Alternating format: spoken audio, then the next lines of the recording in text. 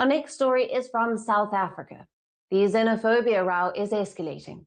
Fellow nations are slamming South Africa over xenophobic attacks on foreigners in the country.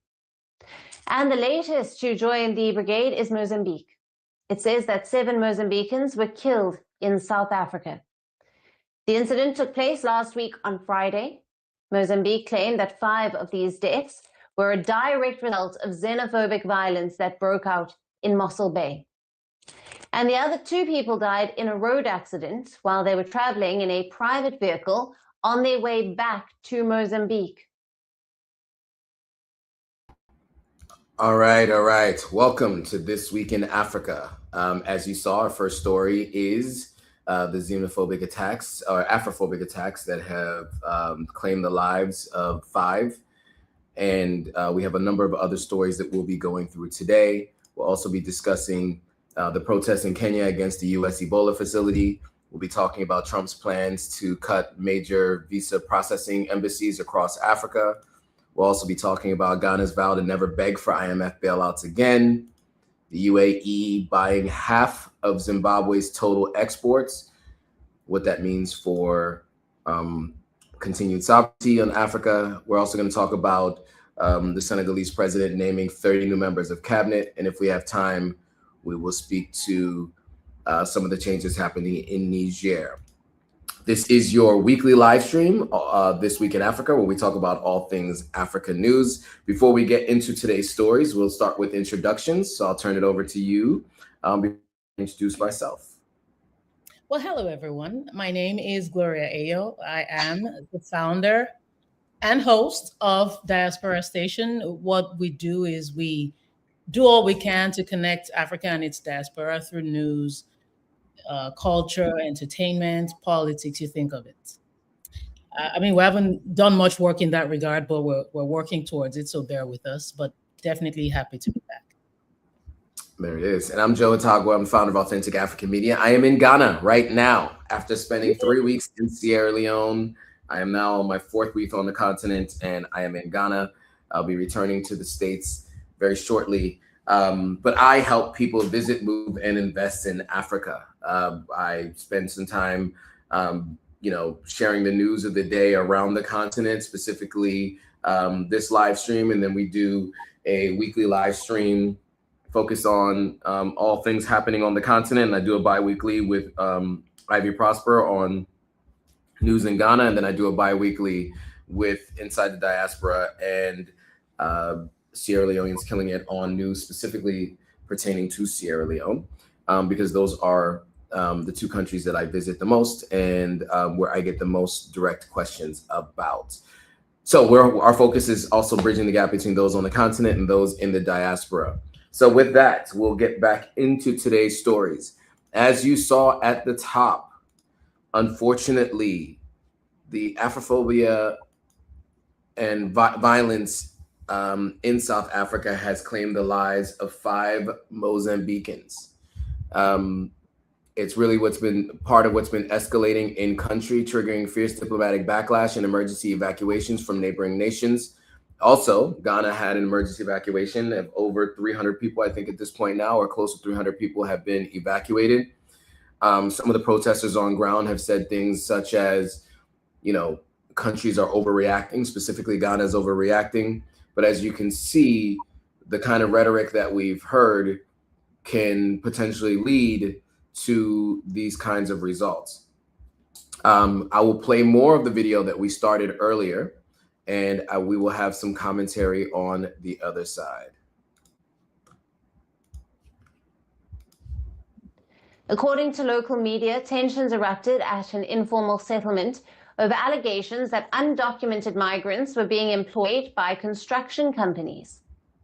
Reports say around 55 shacks were torched, with people still inside them. Following the violence, 300 Mozambican nationals had reportedly returned home over the weekend. The government is preparing to repatriate over 500 others from South Africa who have been sheltered in a safe location in the Western Cape province. Though the South African government has confirmed the deadly incident, it says that 2 and not 5 Mozambicans had died. The police said that a South African teenager was also killed under unknown circumstances. Nigeria, too, is preparing to evacuate its citizens. However, in the wake of the anti-migrant violence in South Africa, Nigerian police have been warning the public against launching retaliatory attacks on South Africans in the country. Reprisal attacks against South African nationals, businesses, or interests in Nigeria will not be tolerated. This is not because their pain is more important, but because Nigeria is governed by law. Everyone lawfully residing in Nigeria is entitled to legal protection. Violence in Nigeria does not protect Nigerians abroad. Such actions would only create additional crises. Last week, Ghana also repatriated around 300 of its nationals from South Africa, and more such evacuations are expected in the coming days. All right, we'll leave it there. A lot to discuss there.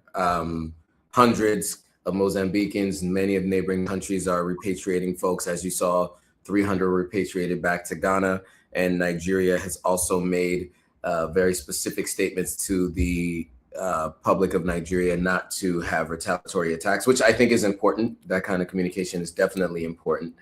I'd love to see South African politicians take that similar stance.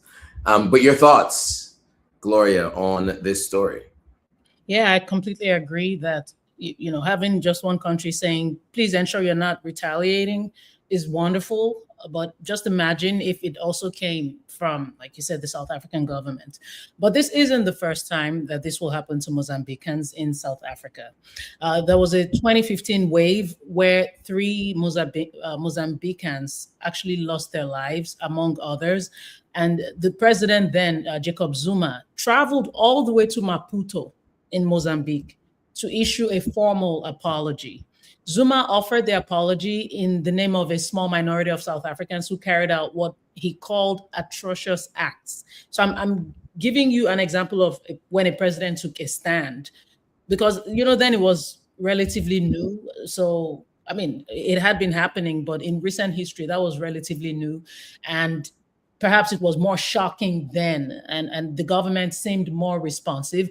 Zuma's government pledged that South African authorities were working hard to ensure that this would never happen again, but it happened again. So there has been a pattern of official condemnation, then you get the diplomatic apology, but there's been no structural change, which is why this keeps happening. Now, what is happening now, or what has happened now in Mossel Bay, is still being investigated. So the loss of lives haven't been directly linked to xenophobia by the South African government. As mentioned, about 55 shacks were torched, some with people actually still inside them, according to local media. So you can just imagine the tensions that are going on now in Mossel Bay in South Africa, and which has to do with undocumented migrants, or claims that undocumented migrants are being employed by construction companies, or they're preferred to South African citizens. But let me quickly shift from xenophobia to the labor market in South Africa, specifically in Mossel Bay. Let's talk about the competition in the labor market. Mossel Bay is a port. It's an industrial town. So construction work is one of the few sectors where people who have relatively unskilled labor are utilized. And perception by some South Africans, be it accurate or not, has been that documented South African workers were being passed over in favor of cheaper undocumented foreign labor. South Africa, as we know, has a high unemployment rate. So there is pressure there. We have to acknowledge that pressure. And that pressure, unfortunately, needs somewhere to go.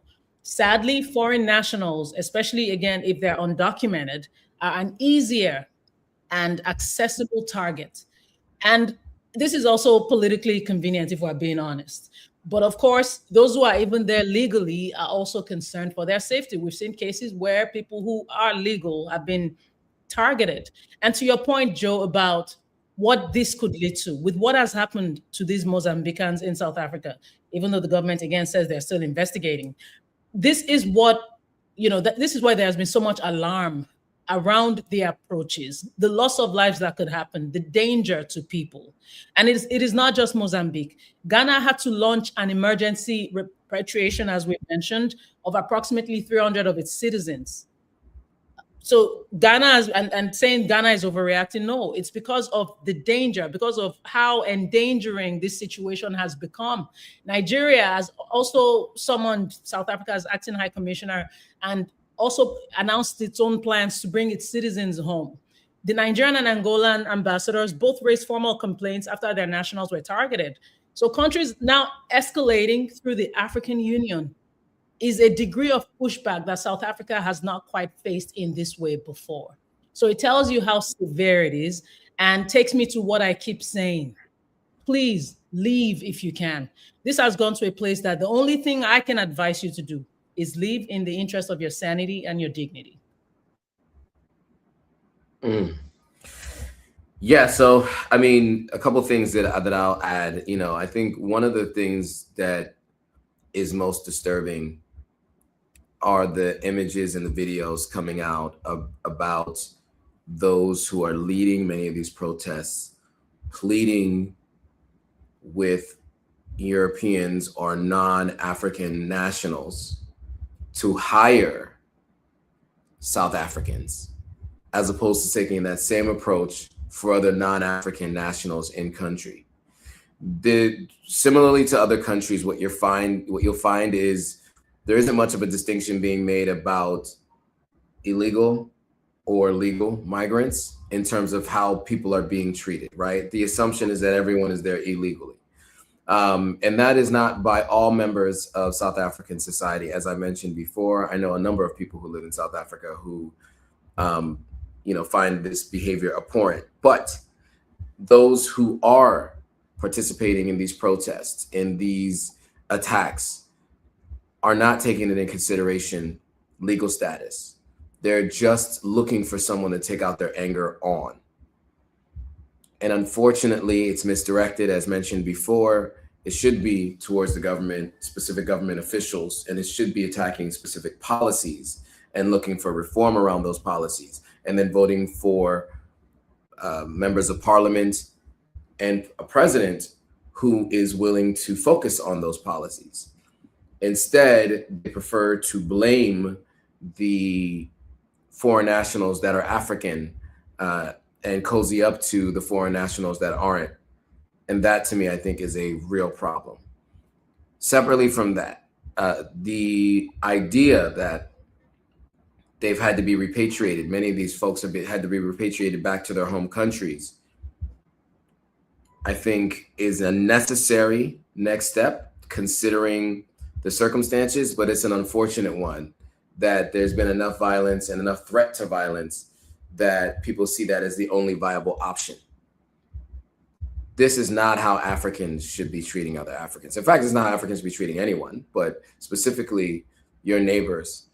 And these are artificially drawn lines, right? So people are having these issues with folks who are in an artificial border, come across an artificial border from somewhere else that was drawn by the Europeans, which most of the land is owned by the Europeans, but the anger is towards other Africans. It's sad, it's unfortunate. There's still minds that are colonized, and it shows that in some places there's a long way to go in the minds of those that are in country, for them to understand who should be the focus of their energy, not necessarily attacks, but just their energy. And I always go back to the protests in Kenya, which is really the next story. And what we see is protests erupted in Kenya following the Ruto government's approval of a US Ebola quarantine facility. You notice that in Kenya, right, every time there is something that the people are against, they take to the streets to protest the actions taken, specific policies. They do not focus on the immigrants in country, as there are many, and it's something we spoke about last week. They focus on the policies that have put them in the place that they're unhappy with. And so I really hope that South Africa gets to that point where those who are not happy with the country's current status will find a way to focus on protesting the the government of South Africa. But with that, this particular quarantine facility that the United States had been planning in Kenya at a particular base, demonstrators took to the streets and apparently started clashing with police, and unfortunately some unrest, and reportedly led to 2 people experiencing loss of life. So the protests come despite a Kenyan court order temporarily blocking the project, while President William Ruto defends the plan as a vital health partnership with Washington. The public outrage is mounting over fears that bringing infected foreign nationals into the country could spark a domestic outbreak. So the current outbreak, fueled by the rare strain of Ebola, has already claimed dozens of lives in the DRC and in neighboring Uganda. So we'll play this video, which will explain what the planned facility was to be and what happened with the protesters. So we'll play this video and we'll have some commentary on the other side.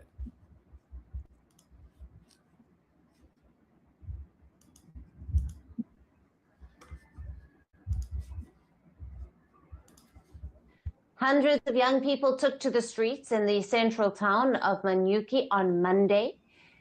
Now, they marched to the gates of the Laikipia Air Base, which is set to host a quarantine center for Americans exposed to Ebola.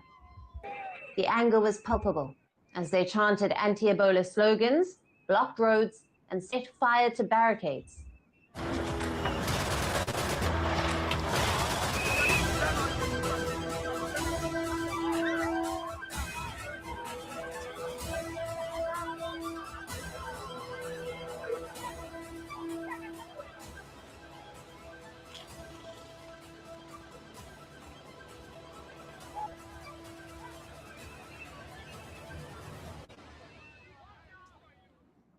Reports say that 2 people died during the protest after police opened fire on demonstrators. With the risk of loss of life in Kenya, people continue to protest because they want to see change. Very stark difference between Kenya and South Africa. I always call that out because I think it's important. Gloria, your thoughts on this particular protest and the outcome, with 2 people experiencing loss of life and the way the protest actually went?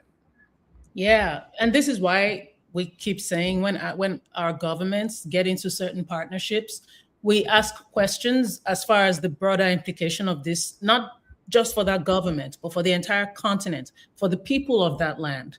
There was a health compact that was signed in December 2025, just a few months ago. And that is actually part of, a piece of the puzzle that most coverage has not actually placed front and center, because it actually matters a lot, that compact that was signed back in December. Kenya agreed to a deal at a moment when other African nations were losing US health funding entirely with no replacement. The Ebola facility request actually came within that relationship, and Ruto's calculation, whatever one thinks of it, was almost certainly that refusing a request from a partner who had just committed $1.6 billion in health funding did not make sense politically or was not financially sustainable for Kenya. And this is why we say, as I said earlier, governments have to actually really weigh the options. They have to weigh the drawbacks when they get into certain partnerships with countries in the West. I mean, we know Ruto's position. Ruto does not care in terms of how the optics look. This was a man that's good friends with Macron, and he has told you, I don't care about the East, the West, I'm looking forward. So it doesn't matter where the partnership comes from.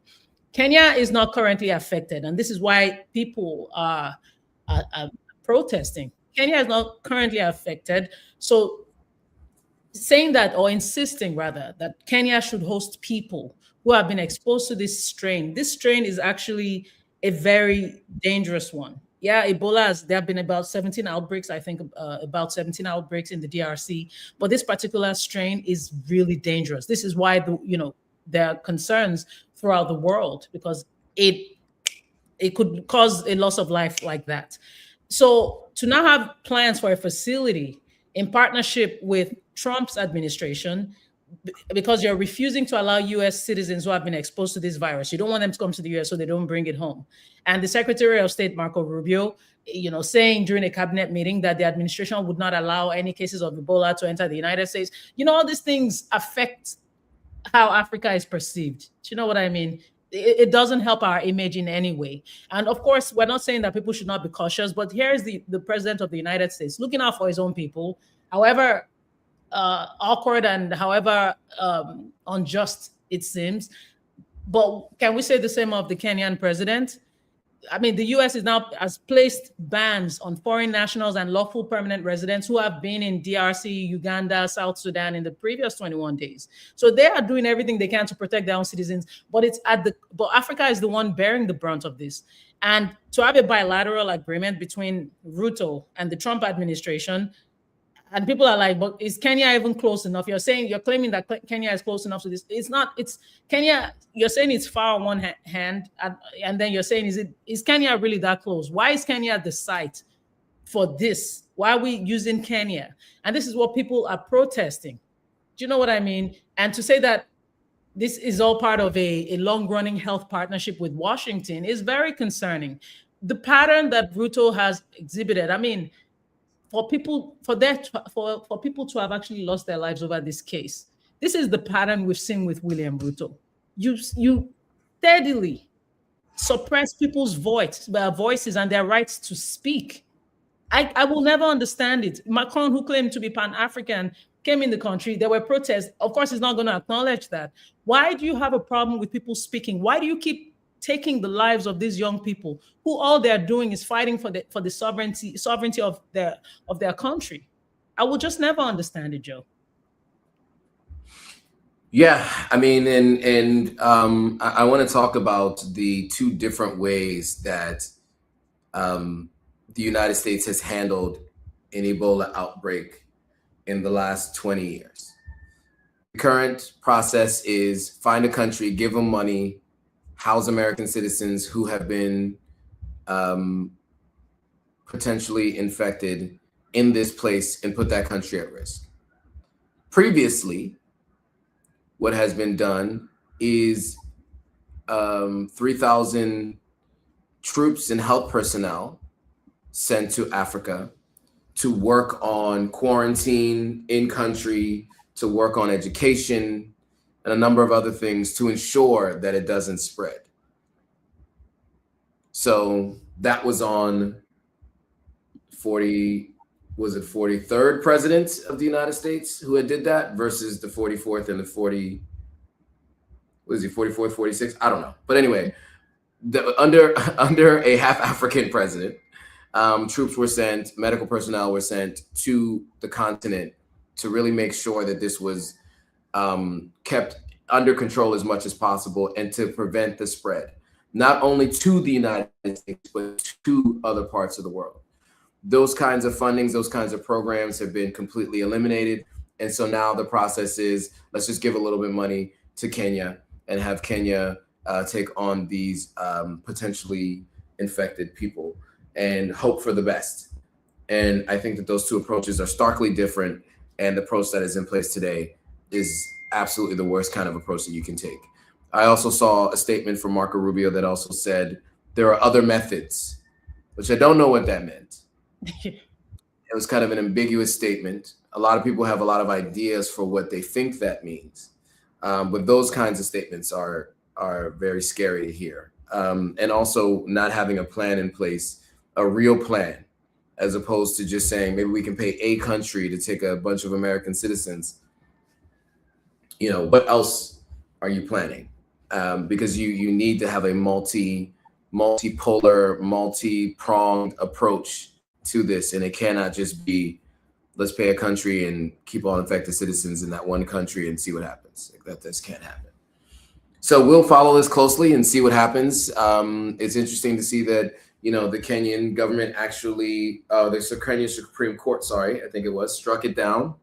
And so it seems as though that the protesters are still against the idea of it. And we will see what continues to happen over the coming weeks.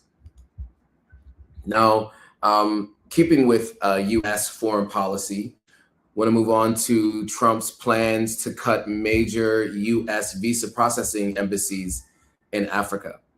As you might have remembered in previous discussions, we talked about travel bans, visa bans for specific African countries that happened over the last year and a half since this administration took office. And they're reportedly considering a major overhaul of the U.S. visa operations across Africa, reducing nearly 50 visa processing embassies and consulates to just 20 regional hubs. The proposal could force applicants from many African countries to travel abroad for interviews, significantly increasing costs and delays. Now, remember, you do not get your money back when you apply for a visa.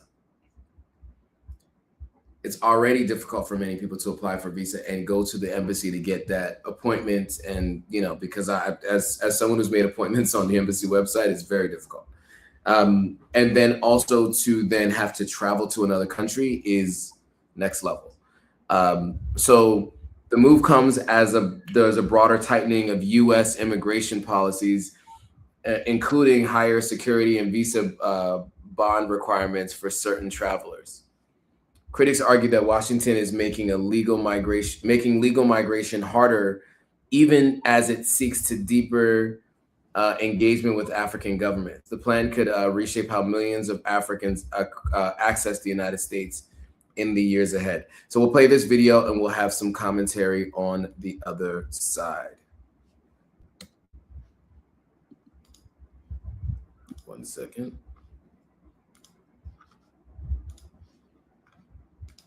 The United States still wants African partners. Washington minerals, and it still wants to compete with China and Russia across the continent. But many Africans may soon find it far harder to even apply for a US visa. According to an internal US State Department memo cited by the Associated Press, the Trump administration is considering a major overhaul of visa operations across Africa. Reports suggest that nearly 50 visa processing posts could be consolidated into just 20 regional hubs. Under the proposal, full visa services would continue in key cities, including Lagos, Nairobi, Accra, Addis Ababa, Kampala, Dakar, Johannesburg, and Kinshasa. But applicants in many other African countries could be required to travel abroad to complete US visa interviews.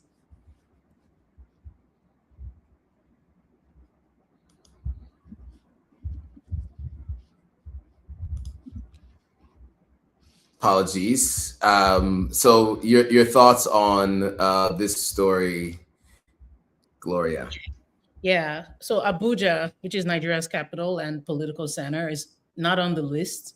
Only Lagos is. Countries like Madagascar, the Central African Republic, Lesotho, Eswatini, Burundi, they're losing visa processing entirely at their home embassies. So this new system now means an international trip just to apply for a visa. The cost of traveling now to a hub city, the cost of booking a hotel, you're taking time off work, you're paying the application fee before you even know if you will be approved, is a barrier that will functionally price out everyone except those who have crazy money, except the relatively wealthy people. Visa processing in Africa has already been affected by a travel ban on certain countries, as we know. What started as a pilot program in August of last year that required citizens of Malawi and Zambia to post bonds of up to $15,000 when they apply for tourist and business visas has now expanded. Of 38 countries required to post visa bonds globally, 24 are in Africa. Another 12 African countries are subject to outright travel bans. Of course, you know the Sahel. Countries like the Sahel have been targeted.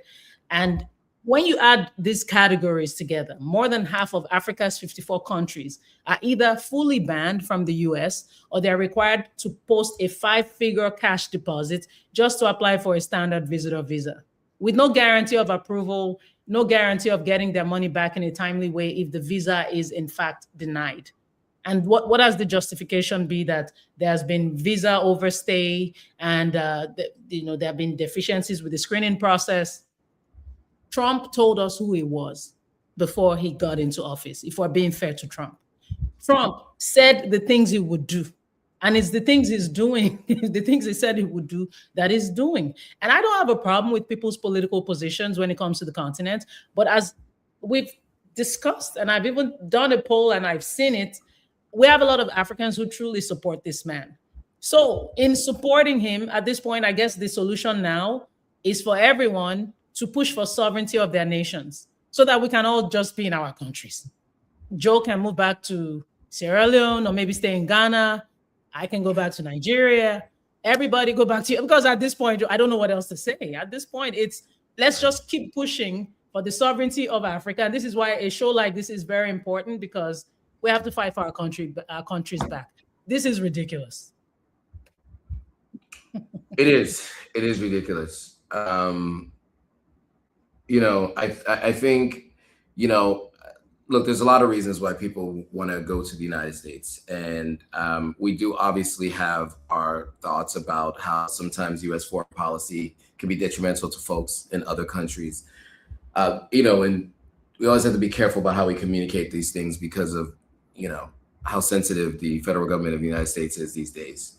But I think it is really important to be clear that, for many, there is this potential dream of an opportunity. And it has been the country that has always welcomed, well, that hasn't always welcomed immigrants. Sorry, it has always had large influxes of immigrants, I should say. It's almost never welcomed immigrants, actually. And except when the Native Americans were more welcoming and learned the hard way that the people that they welcome weren't the kind of people you want to welcome. But generally, they've never been welcoming to migrants. But it's always been a country that's been built on migrants, whether forcefully taken from their lands or people who voluntarily came to the country. I think that, these same policies,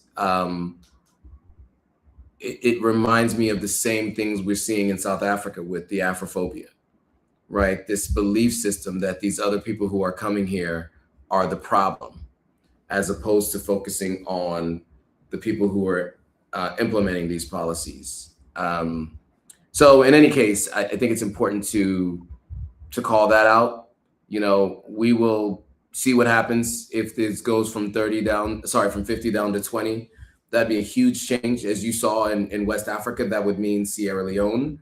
Sierra Leoneans would have to travel to either Abidjan or to Accra, Ghana, to be able to apply for a visa to go to the United States. That's also the same for Liberia, for Guinea, and for many of those neighboring countries. Benin and Togo would have to travel across borders. So, it was a very light map. It's 54 countries. There's 50 places today. Now you're dropping that to 20. So just think about how that would, really hinder the process. And what they don't realize is how much African immigrants are needed in the United States. That's a conversation for another time, but we will follow this story closely, and we'll see if this proposal actually comes to fruition.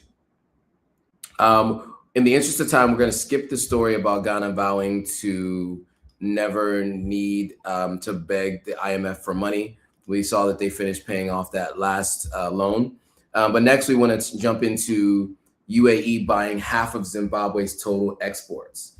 I think this is important because we will see many more stories like this as the United States continues with this conflict in Iran, right? I think folks who were focused on their natural resources in terms of oil and gas have now started to look elsewhere. And they have been already, in terms of looking at national resources across the continent of Africa. But I think now this is even accelerating it more, and it's forcing their hand more at different kinds of deals. But it's a monumental shift in global commerce. It's completely rewritten the economic map of Southern Africa as the UAE officially dethroned South Africa as Zimbabwe's largest export destination. So Dubai's status a premier hub and their president, the UAE, absorbs 50% of Zimbabwe's entire gold exports. Official data reveals that out of 2.78 billion in Q1 exports, nearly 1.4 went directly to the Gulf nation of the United Arab Emirates. So while gold remains the undisputed king of this relationship, the trade also encompasses critical minerals like lithium and nickel alongside high-value agricultural products. So we're going to play a video from African First Post, and we will have some comment on the other side. Our last story is from Southern Africa. A quiet but big shift in global trade has taken place, and the economic map of Zimbabwe has been completely rewritten. The United Arab Emirates has officially dethroned South Africa as Zimbabwe's largest export destination. Right now, the UAE is buying half of everything Zimbabwe exports to the world. Let's break down the numbers that are turning heads in the financial world. According to the latest data from the Zimbabwe National Statistics Agency, in the first quarter of this year, Zimbabwe exported goods worth nearly $2.78 billion globally. And half of those goods, worth nearly $1.4 billion, went straight to the UAE. To put this growth into perspective, total trade between the two nations crossed the $5 billion mark last year. By the end of this year, officials expect that number to shatter records and to pass the $6 billion mark. So, how did the UAE replace South Africa at the top of the leaderboard? The short answer is gold, powered by a new diplomatic push. Under President Emmerson Mnangagwa's engagement and re-engagement policy, Zimbabwe has actively looked for new global partners. But at the same time, Dubai has positioned itself as the world's premier gateway for precious metals. Dubai is the world's premier gateway for precious metals. If you just heard that last statement, just think about that, where they don't have precious metals underground. So they're all coming from the continent of Africa. So there's a lot of incentives to be involved in a lot of conflicts on the continent of Africa, which has been widely reported and alleged. But your thoughts on the UAE expanding their business presence on the continent with over 50% of the gold exports from Zimbabwe? Yeah. Did you ever see that documentary on the Zimbabwe gold mafia? I think that was back in 2023. There was an investigation that happened with Al Jazeera. I highly recommend. In fact, I'm going to rewatch it because that just gives you perspectives that make this story quite concerning. And of course, when I saw the headlines of the story, one of the first thoughts that came to my mind was, of course, Sudan. Do we exactly have closure with Sudan?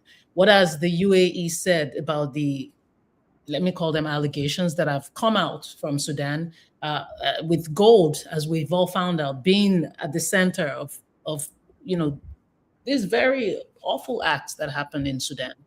And Sudan is still at war as we speak. But when you think about Zimbabwe and this partnership that is going on, at first read, it looks like great news for Zimbabwe, but then it gets more complicated the deeper you go. According to data from the Zimbabwe National Statistics Agency, Zimbabwe exported goods worth approximately $1.4 billion to the UAE between January and March of this year alone. This represents 50% of Zimbabwe's total exports of $2.775 billion during that quarter.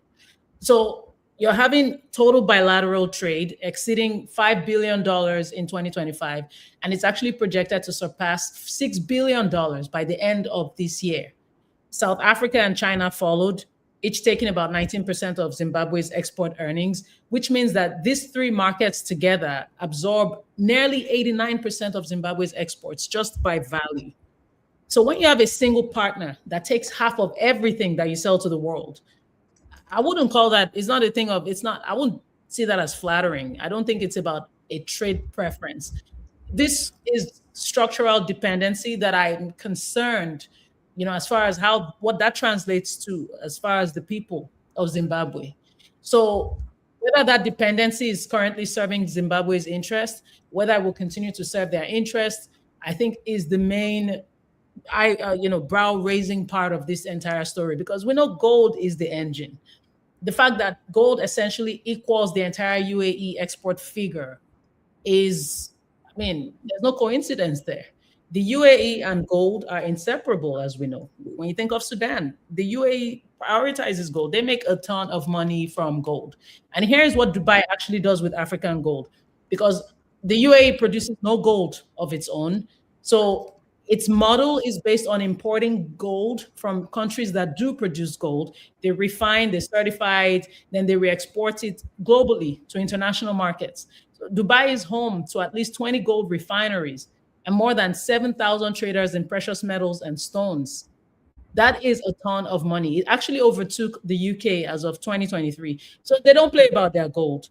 But what we don't get enough of, because once you have refined that gold, you can't trace it back to its source. This is why there's been a lot of gold smuggling, and even people's lives have been endangered because Dubai is not playing about its gold. I don't think I should say more than I've said so far. Yeah, and you said it all. Look, I think that there's a couple of things that I would add, and just one thing that I would add is follow the money, right? Follow the money. That's what we always say when it comes to these kinds of things, and pay attention to how one conflict changed the behaviors of other people. This conflict with Iran has really accelerated things, and we will see a lot more stories like this. This was not the first kind of deal of its sort. It's not even a deal. It was just the purchasing that happened, right? So it's not the first of its sort. That'll probably solidify deals. There will be more of these kinds of things. Those things will not change because these countries are looking for ways to bring people in. Dubai, at one point, their hotels were seeing 80 to 90% occupancy. Because of the bombings, etc., that occupancy has dropped to somewhere between 30, 40, sometimes even 20% in these hotels. Travel to Dubai is way down. And, it's an economy that was artificially propped up by, a number of different people coming into country and finding it as a destination to be able to be at. But now, they're looking for ways to expand on what they had previously by offering natural resources found on the continent of Africa. So we will see how this continues to grow. I don't anticipate that this will slow down. I expect that other countries in the Gulf region will be involved, and I expect that more countries on the continent of Africa will be seeing more of their minerals bought by countries in the Gulf. So we'll pay attention to it. We'll keep you guys posted and abreast of what's happening. And, we'll make sure that you guys are aware. With just a couple of minutes left, I think we could do a high level look at a couple of stories before we bring this thing to a close. But I do want to mention that, Senegal president, Faye has not only ousted the prime minister, as you guys saw, and he actually has a new position in government, but he's now named an entire new government of 30 new officials after ousting the prime minister. In the interest of time, since we can't go into the video and watch it, do you have any thoughts on this particular story with the 30 new members of cabinet named just within 2 weeks or 1 week after firing the prime minister, feeling like there was already a plan to do so?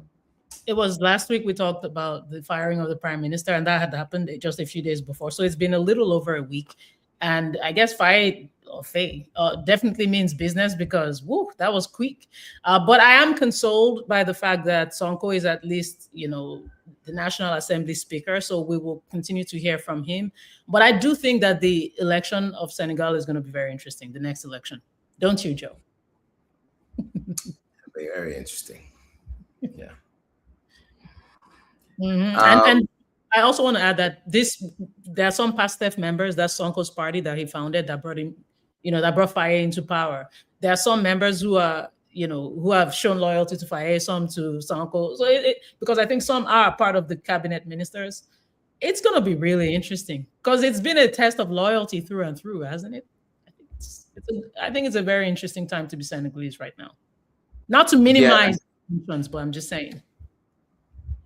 Yeah, absolutely. And, we'll watch closely and we'll keep you guys posted. I have a lot to say, but in the interest of time, I'll leave it. Also, Niger targets Algeria route to unlock Sahel uranium after France fallout. So Niger is accelerating plans to rebuild its uranium industry after breaking with France and revoking the licenses of French nuclear giant Orano. So the military government has reaffirmed support for the Dassa uranium project, one of Africa's highest grade uranium deposits, as it searches for a new export routes across the Sahel. So with traditional trade corridors through Benin blocked after the coup and security threats disrupting alternatives through West Africa, Niger is now exploring a new Algeria-linked corridor to the Mediterranean ports. This move could reshape regional geopolitics, strengthen Algeria's influence in the Sahel, and turn Niger into a major symbol of resource nationalization in Africa. Your thoughts? I am for it, as long as ultimately it favors the people who own the land. I absolutely am for it. We've always been about, let me not throw Joe into this by force, but the ability to partner among ourselves, I am all for it, as long as it's properly done. So yay to Niger. Absolutely. Yeah, and it's necessary. I mean, that's almost like a north-south or north or sub-Saharan Africa alliance. We need to see more of it. So we'll see what this turns into, but we will continue to watch and keep you guys posted. Now, with the end of the live stream coming to a close, we just want to say thank you all who watched. There's a lot of people engaging in the comments. Sorry we couldn't get to you guys. There were a lot of stories we wanted to try to get through before the day was done. Make sure you follow Gloria at the Gloria AO and at Diaspora Station. Follow our platforms at Authentic African across all platforms. If you're interested in getting a weekly newsletter about news, investing, moving, etc., sign up for our email list at insights.authentiCafrican.com. The link is also in the description below. And also you can join our collective where you get access to all the resources that I make available for all the things that I do here on the continent. That's, internet installers, that's plumbers, electricians, etc. And so if you're interested in all that stuff, taxi drivers, lawyers, you can sign up for the collective and we'll give you access to all of them. With that, I want to thank everybody for watching. Any final thoughts, Gloria, before we go? Thank you all so much. We appreciate you. Kimmy, Phoenix, thank you for your love and your contributions. And of course, everyone else who has been showing us love. We, like just said, wish we could acknowledge every single person, but we appreciate you immensely. Thank you. All right. With that, guys, thanks for watching. We'll see you guys all next week. Bye-bye. Bye.